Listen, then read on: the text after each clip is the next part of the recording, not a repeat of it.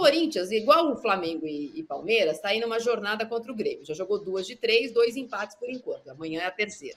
Na sequência, Mili, o Corinthians fará 3 jogos seguidos contra o Bragantino, que vai jogar com o Bragantino pelo Campeonato Brasileiro, e depois vai jogar 2 com o Bragantino pela Sul-Americana. Eu acho, principalmente, que o Corinthians deveria pensar só no Bragantino no final de semana, mas essa que não deixo para depois e acho que é a prioridade de uma gestão que fez tudo errado desde o dia 2 de janeiro até agora, com acertos que não apagam, né? Sabe quando você está no negativo? Você acerta um pouquinho, você ganha um dinheirinho, mas você continua no negativo na sua conta? Eu acho que o Corinthians tem que priorizar. O Corinthians não tem dado nenhum lampejo de que é possível, é capaz e conseguiria isso. Não tem elenco, não tem técnico, não tem técnica e não tem background para isso. Não tem nenhuma diretoria que consegue segurar. De qualquer forma, tem que jogar amanhã. Na semana passada, eram 2 times que tentavam se recuperar no Campeonato Brasileiro. Nessa semana, é um time que se recuperou contra um que se afundou. É complicadíssimo. Agora, assim, na lista de coisas que o Corinthians deveria fazer, ele deveria apresentar as contas da auditoria, apresentar tudo que foi encontrado de erro, ele deveria esclarecer a suspeita de desvio, né? É isso que o Corinthians deveria fazer. Ele deveria explicar para a gente por que em anos recentes tantos jogadores foram comprados e tantos jogadores foram vendidos por dinheiros que a gente não faz nenhum sentido, né? Por que esse entra e sai de peças muito parecidas, né? Por que a gente liquidou 2 terrões? É isso que o Corinthians deveria fazer. E o pior é que sem isso fica muito difícil conseguir os resultados esportivos, porque é tudo uma coisa só. A gente pode até conseguir passar pelo gente, o Corinthians pode até conseguir passar pelo Grêmio, mas eu acho muito difícil, porque o momento hoje não é para isso. E como você falou, Marília, não parece haver de onde tirar. O Grêmio é o vice-campeão brasileiro. Sim, o Grêmio parece que tinha de onde tirar. A gente sabia que Grêmio e Internacional estão também pagando uma conta da grande tragédia que aconteceu lá. O Corinthians da onde? Fluminense a gente sabia que tinha como voltar. A gente falou isso aqui inúmeras vezes nesse programa. O Corinthians da onde? Da onde? Parece que quando tem uma faísca não dá fogo. É que nem eu acendendo a lareira. Faz faísca, mas o fogo não pega. Eu preciso chamar alguém. O fogo não pega. Então, o Corinthians vai ter que, não sei, encarar assim. Sim, concentrar em não cair, eu faria isso. Concentrar no próximo jogo, depois concentrar em não cair, abrir mão do que tiver que abrir para não cair. Mas também encarar a realidade de que a queda talvez esteja no horizonte. Talvez o horizonte do Corinthians seja, sim, uma nova queda. Para recomeçar de baixo, para recomeçar das cinzas. Às vezes a vida oferece isso para a gente e não há o que fazer. O sistema presidencialista do Corinthians foca no Augusto Melo muitas críticas, muitas merecidas por esse começo de gestão muito turbulento.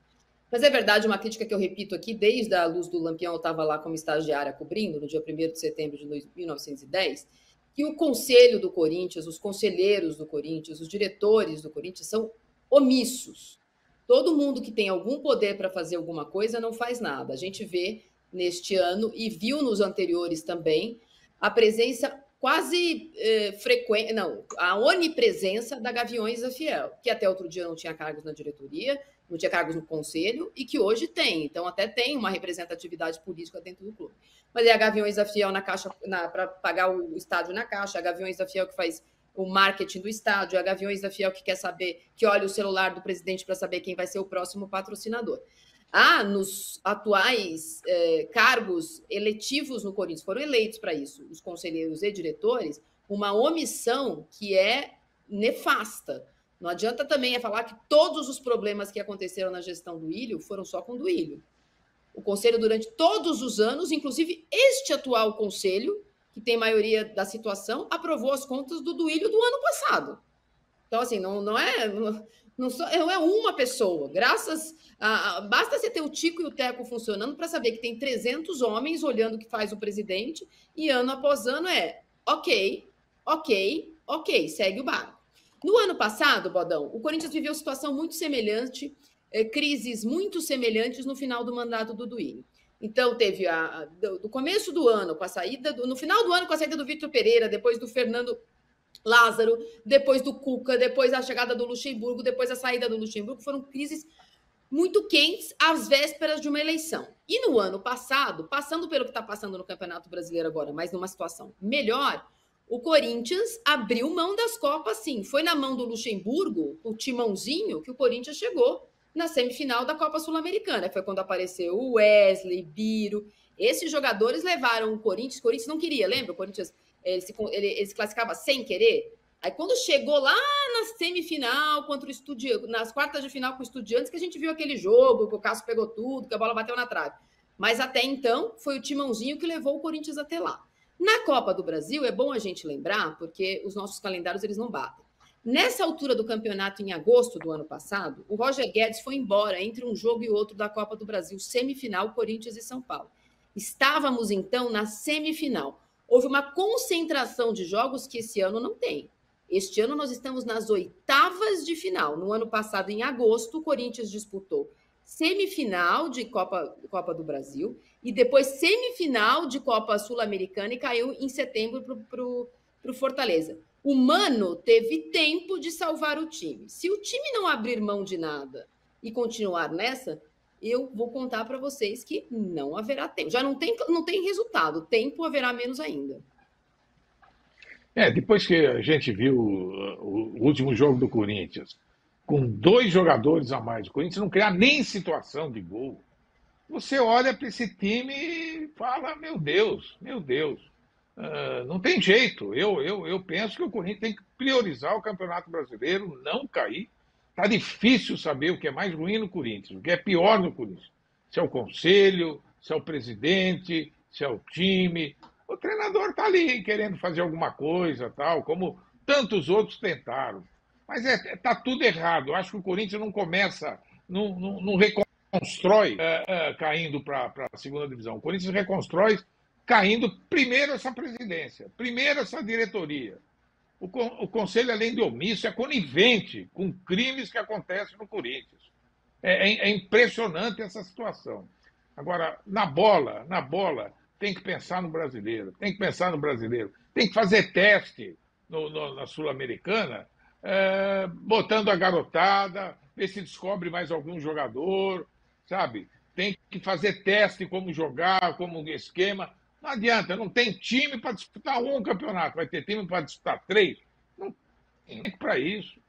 Meu Deus do céu, acho que tem que concentrar em não cair, Pensar em não cair e aproveitar esses jogos aí para lançar garoto, para ver o que pode acontecer com os jogadores que não estão sendo aproveitados. Vai ser difícil achar coisa boa ali, mas pelo menos tem que tentar. Eu falei desses apoios todos, né? Então, principalmente da Gaviões da Fiel, no final de semana. Na semana passada a gente falou aqui, até o Renato estava aqui também, acho que era o Casão que estava aqui na sexta-feira, que a gente fez uma comparação sobre o tratamento que a principal organizada tem no Corinthians e teve no Palmeiras, no caso infeliz da semana passada. Muito bem. O Gaviões apresentou o seu plano de marketing para o diretor de marketing, para o que ia acontecer antes do jogo contra o Juventude. E o plano não se concretizou por ação da PM, que não deixou os jogadores, o Corinthians, descerem ali na entrada do estádio para confraternizar com a torcida antes do jogo. Houve ali uma tentativa, até o Augusto Melo desceu, o Fabinho Soldado desceu, a polícia não deixou. O presidente da Gaviões ficou muito bravo, dizendo que a arena não era do Corinthians, era da PM, e o que a Gaviões tinha planejado não aconteceu do jeito que ela havia planejado, porque houve ali um jogo de torcida única, não pode fazer nada, porque a PM é inimiga do futebol. Muito bem. Quando acabou o jogo, e acabou do jeito que o Bodão falou, eu falei com a Gaviões da Fiel, perguntando se o apoio irrestrito que a Gaviões tem dado ao Augusto permaneceria, dada a situação esportiva do clube. A resposta que eu recebi foi que o apoio da Gaviões não é irrestrito ao Augusto, ele é irrestrito ao Corinthians. É uma diferença muito pequena e oficialmente ela não significa nada, mas é a primeira vez que eu escuto do assessor de imprensa de forma formal que a Gaviões não é irrestrito o apoio. Significa que ela tirou o apoio? Não, não significa, senão o Augusto tinha caído. Como caíram todos que a Gaviões tirou o apoio. Silvinho, Roberto de Andrade, todo mundo que a Gaviões tira o apoio e pede para sair, sai.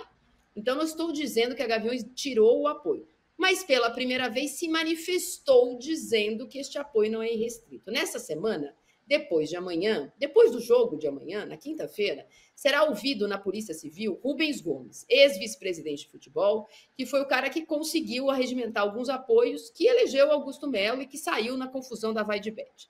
Ele vai falar com a polícia, vai depor na polícia na quinta-feira.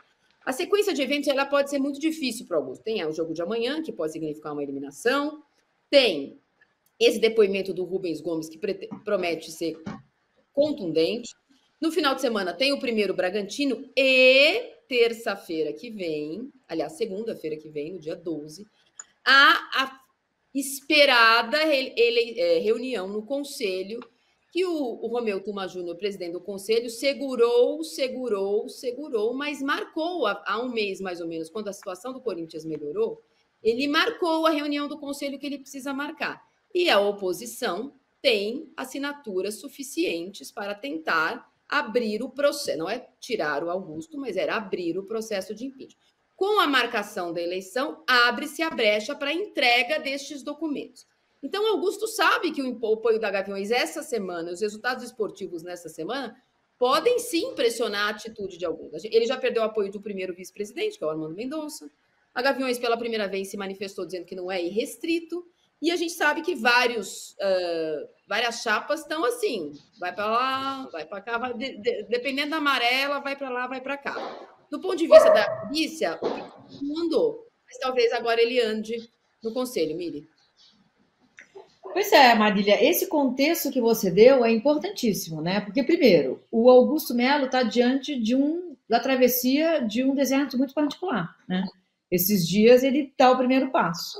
Talvez ele não chegue daqui a uma semana, 10 dias, como ele está hoje. É bastante provável que não, porque é uma somatória de resultados esportivos com o que acontece fora de campo. Esse contexto que você acabou de dar é o retrato mais bem acabado do que é o Corinthians hoje.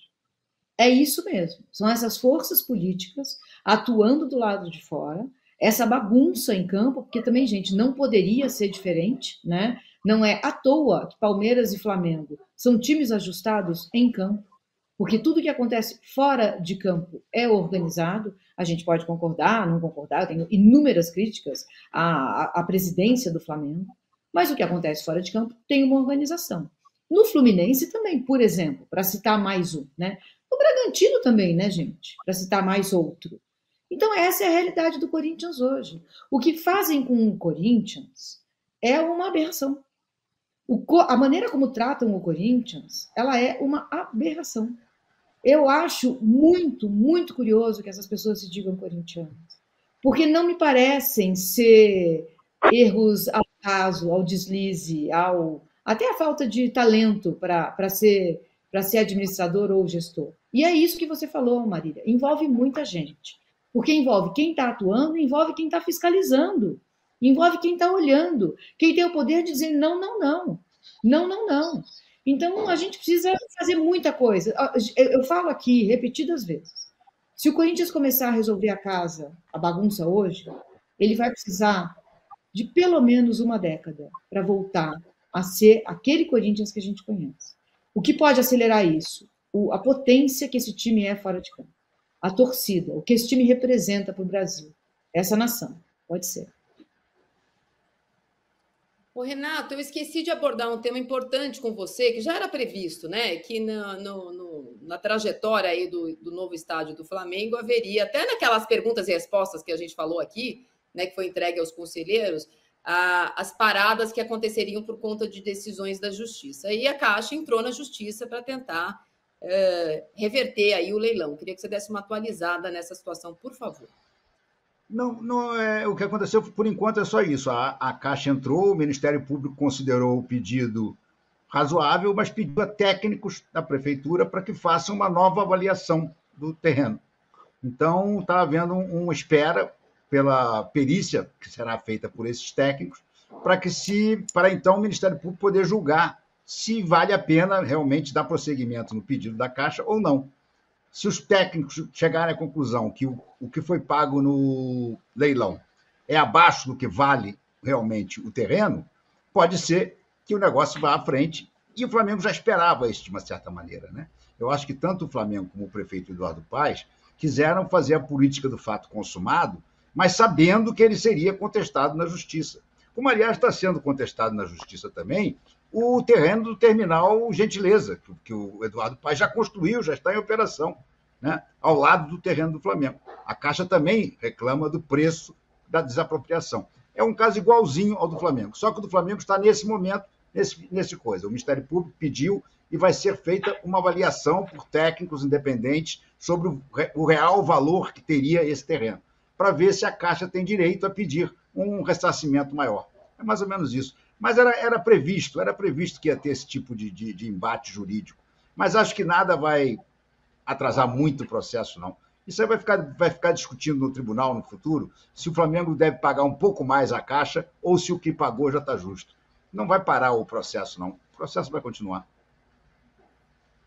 Essa foi a notícia do dia, mas é um processo que é, de fato, um vai e vem no Brasil. A gente sabe como funcionam essas coisas.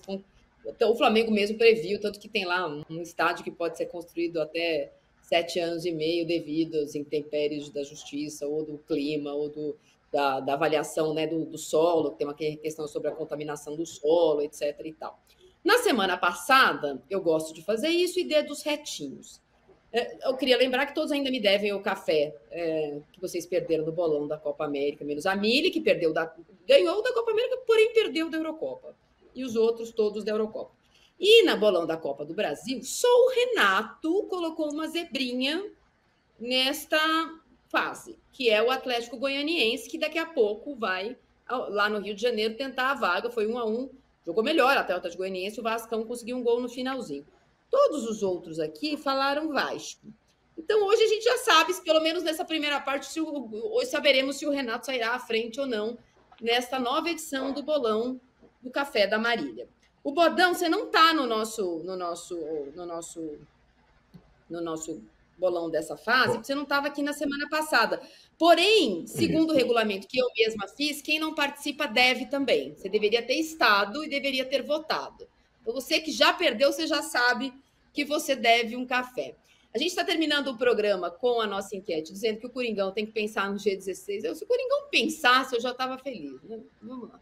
Deveria se preocupar com o G16. Se começar a pensar, já é um grande passo. Estou terminando o programa com a minha amizade bastante abalada, porque a Mili falou assim, não tem corintiano lá. Eu escutei hoje uma corintiana falando que está torcendo para o Palmeiras. Meu Deus, o mundo realmente está de ponta cabeça.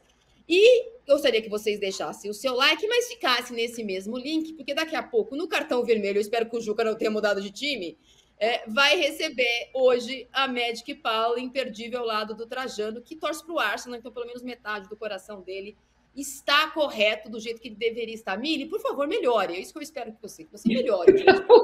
Por você, Marília, por você. A Mili não, as mandigas da Mili, ela tá super mal com o Exu, tá? Não vai conseguir acontecer nada. E Bodão, vamos usar esse boné aí. Eu acho que é isso que estava faltando. Vamos começar a usar o boné. Opa! A gente está de volta amanhã às 18 horas. O Grêmio vai desmoralizar esse boné do Marco Antônio. Não, vamos ver. Vamos apostar em qualquer coisa. Vamos ver. O resto do Corinthians. Vamos, Marco Antônio. É o boné que estava faltando. É o boné. Vai ver que é o boné. É o boné. Senhores, valeu. Um beijo e até amanhã. Qual?